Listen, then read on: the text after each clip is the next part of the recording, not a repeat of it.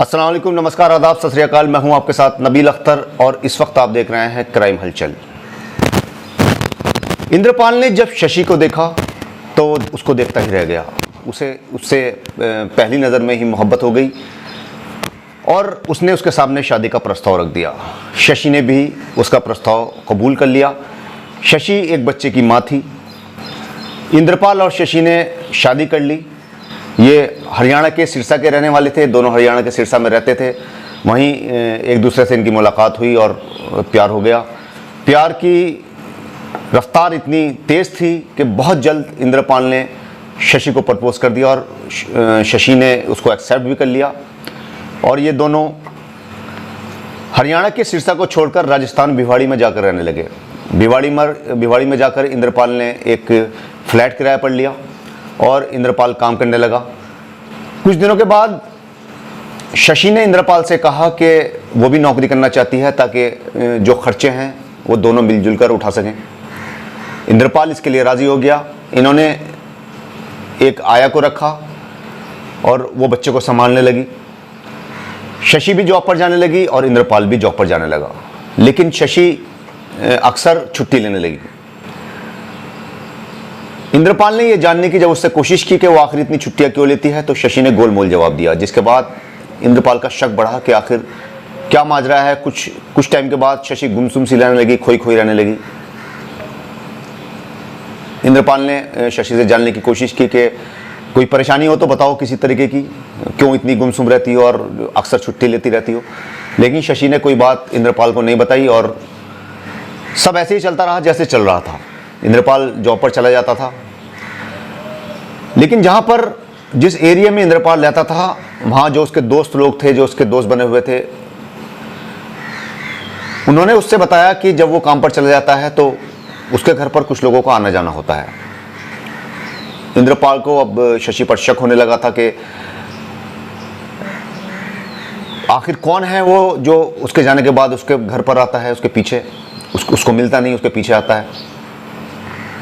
उसने शशि से जानने की कोशिश की लेकिन शशि ने उसको नहीं बताया। उसने बता दिया कि ये जो आपके दोस्त लोग हैं ये सही नहीं है, नशेड़ी हैं, शराबी हैं, ये गलत बता रहे हैं, मतलब बरगला रहे हैं आपको और हमारे बीच झगड़ा पैदा कराना चाहते हैं।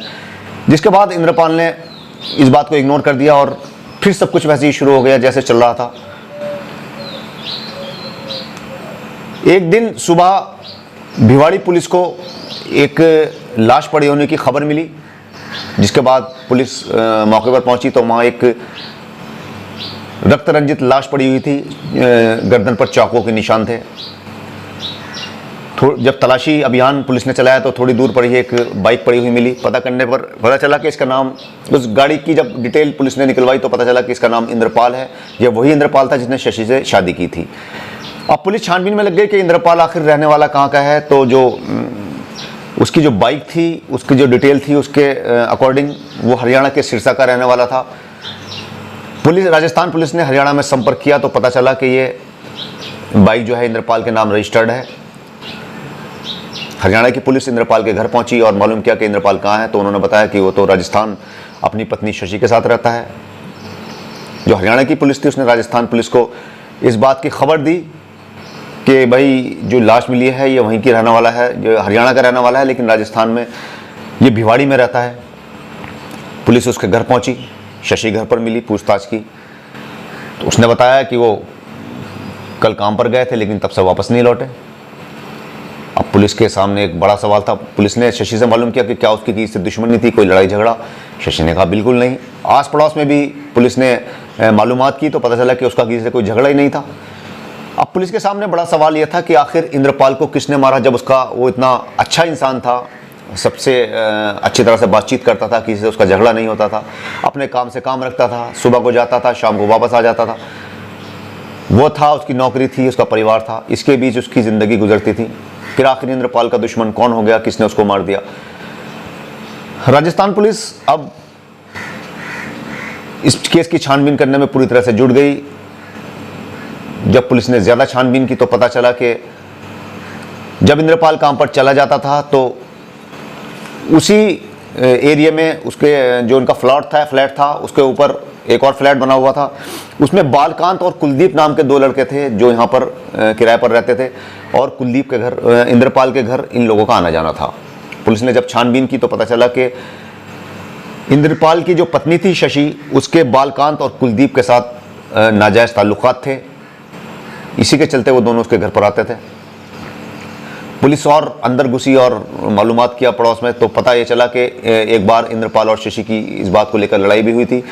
क्योंकि जब उसको, इंद्रपाल को ये बात पता चली कि जब वो काम पर चला जाता है तो बालकांत और कुलदीप ये दोनों उसके घर आते हैं, तो उसने शशि से मालूम करना चाहा, तो शशि ने टाल मटोल कर दी थी। जैसा अभी आपको हमने पहले बताया कि शशि ने बता दिया कि कोई नहीं आता उनके घर पर, लेकिन इंद्रपाल को शक था। एक दिन इंद्रपाल काम के बीच में ही घर पर आ गया, तो उसको बालकांत और कुलदीप वहाँ पर चाय पीते हुए मिले शशि के घर पर। तो उसने मालूम किया है कि आप लोग कौन हैं, तो उन्होंने बताया कि साहब हम आपके ऊपर वाले फ्लैट में रहते हैं और भाभी के हाथ की चाय पीना आ गए थे, ऐसी भाभी नवाज दे ली थी।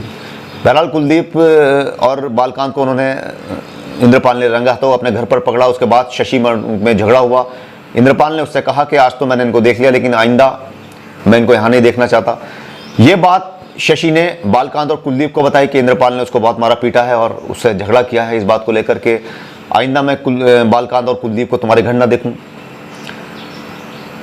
अब इंद्रपाल इनके बीच का रोड़ा बन गया था। जो शशि थी उसके नाजायज ताल्लुकात इन दोनों के साथ थे। अब इन तीनों ने मिलकर इंद्रपाल को रास्ते से हटाने का प्लान बनाया। एक दिन ऐसा हुआ कि बालकांत और कुलदीप इन दोनों ने एक मकान तलाश किया और शशि को आकर बताया कि हमने तुम्हारे लिए एक मकान तलाश कर लिया है, अब तुम वहाँ चली जाओ, अब वहीं तुमसे मिलना आया करेंगे, क्योंकि यहाँ पड़ोस में काफ़ी बदनाम हो चुके हैं। जिसके बाद जब इंद्रपाल काम पर चला गया तब शशि ने अपने कपड़े समेटे, बहुत ज़्यादा सामान नहीं था, और अपने बच्चे को लेकर, दो बच्चे हो गए थे, एक बेटा इंद्रपाल से हो गया था, उसका तो दो बच्चे थे, दोनों बच्चों को लेकर वो नए वाले मकान पर चली गई। जब शाम को इंद्रपाल वापस घर आया, उसने देखा शशि घर पर नहीं है, तो उसने आस पड़ोस में मालूम किया, तो किसी को कुछ पता ही नहीं था, किसी को बता के नहीं गई थी शशि। अच्छा, बालकांत और कुलदीप से उसका कोई ताल्लुक नहीं था। जब इंद्रपाल शशि को ढूंढने लगा तो अचानक ये दोनों उससे टकराए। कहने लगे भाई क्या बात है, क्यों परेशान हो? इंद्रपाल बोले शशि नहीं मिल रही है, क्या तुमने शशि को देखा है? बोले हाँ हमने देखा था, वो सामान लेकर जा रही थी, दोनों बच्चे उसके साथ थे। तो इंद्रपाल ने मालूम किया कि क्या तुम्हें पता है कि वो कहाँ पे गई है? तो उसने, दोनों ने इनकार कर दिया। जब 2 दिन हो गए और शशि का कुछ पता नहीं चला तो इंद्रपाल काफ़ी परेशान था। इसी बीच बालकांत और कुलदीप इंद्रपाल के पास आए और उससे कहा कि हम एक बाबा को जानते हैं जो तंत्र मंत्र करता है, तो हो सकता है वो शशि का कुछ पता बता दे। इंद्रपाल चूंकि काफ़ी परेशान था शशि को लेकर, इसलिए उसने कहा कि चलो मैं बाइक से तुम्हारे साथ चल रहा हूँ। इंद्रपाल की बाइक आगे की चल रही थी और बालकांत और कुलदीप का स्कूटर उनके पीछे पीछे था। जब एक सुनसान एरिया आ गया तो इन्होंने पहले ही प्लानिंग कर रखा था कि इंद्रपाल को आज मौत के घाट उतारना है। रास्ते में इन्होंने इंद्रपाल को रोका और उसके ऊपर चाकू से वार करके उसे मौत की नींद सुला दिया। इंद्रपाल मारा गया। उसकी लाश को उन्होंने वहीं पर कोने में डाला और वहाँ से भाग खड़े हुए। अब पुलिस को जब इन दोनों के और शशि के अवैध संबंधों के बारे में पता चला तो पुलिस ने इन दोनों को उठा लिया। बालकांत और कुलदीप, इन दोनों को पुलिस ने हिरासत में ले लिया। इनसे पूछताछ की गई तो उन्होंने बताया कि उनसे इनका इंद्रपाल से झगड़ा ज़रूर हुआ था शशि को लेकर, लेकिन उसके बाद फिर आपसे समझौता हो गया था, हमने माफ़ी मांग ली थी कि भाई अब हम तुम्हारे घर नहीं आएंगे। लेकिन पुलिस को शक था। पुलिस ने फिर शशि को उठाया। जब शशि से कड़ाई से पूछताछ की महिला पुलिस ने, तो शशि ने सब कुछ उगल दिया। शशि ने बताया कि इन दोनों का ही ये प्लान था, बालकांत और कुलदीप का, कि इंद्रपाल को रास्ते से हटा दिया जाए ताकि हम आपस में मिल सकें और हमारे जो नाजायज़ ताल्लुकात हैं कायम रह सकें। अब पुलिस के सामने पूरा केस खुल चुका था। 3 दिन के अंदर अंदर पुलिस ने इस केस का खुलासा करते हुए बालकांत, कुलदीप और शशि को जेल भेज दिया। दोनों बच्चों को